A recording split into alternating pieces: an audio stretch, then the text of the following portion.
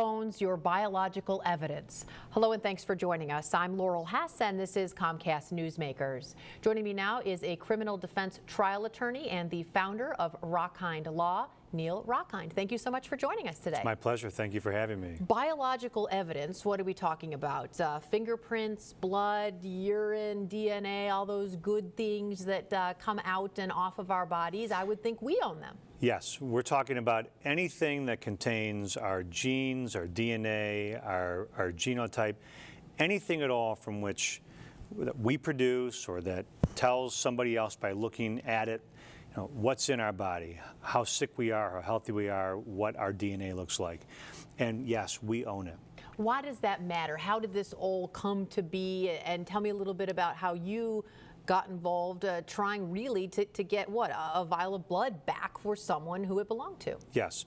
So the state in criminal cases takes DNA profile. They always take a DNA profile. In certain types of cases, with search warrants, they get blood evidence or urine evidence, and obviously those things contain your DNA. When you're acquitted, it was the state police policy and the state of Michigan's policy to hold on to that forever. So even if you were found not guilty, you were found innocent, you were acquitted, they would just keep it. And they keep it in some storage locker and do who knows what with it. Maybe they would test it. I don't know if they had curled up a mustache and did this and experimented with it or gave it to students to test. But the reality is that it's yours. If you're found not guilty or you're found innocent, your DNA should be returned to you. Nobody should have it to test, play with, experiment with, or anything else like that. Or toss away. Or toss away. Look, neither you nor I know, in the tossing away is an excellent point.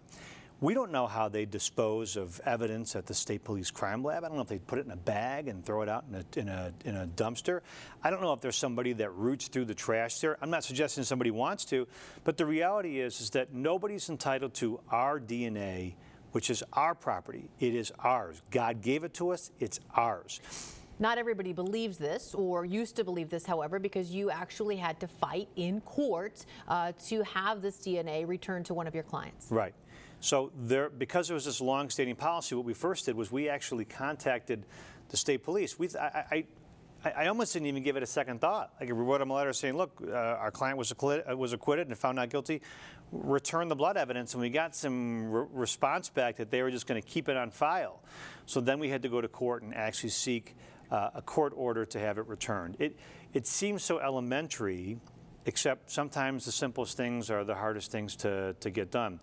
And as it turns out, since that time, we've had several clients. I've had several clients who have been found not guilty, had their cases dismissed, or who have been acquitted at trial.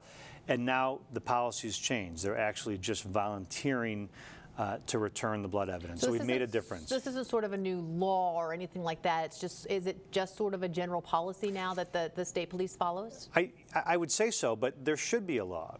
The law should say that what the state seizes, they have to return. That's the way it is if they go to your house or search your car.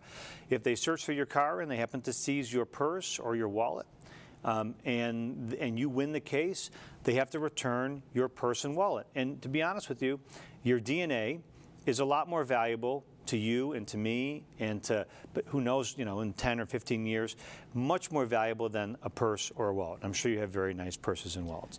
But the reality is that it's more important and more valuable. And so there should be a law. It should be something that's written into law. We seem to pass thousands of laws every year that seem to add only pages to the statute books. But this is one that's important. If you're found guilty, guess what? The state gets to keep it. But if you're found not guilty, the same rules that apply to tangible, fungible property should apply to your biological property. All right, makes perfect sense. Thank you so much for joining us today. It was great to be here. Thank you. Thank you. Today's Comcast Newsmaker was Neil Rockind, a criminal defense trial attorney and the founder of Rockind Law.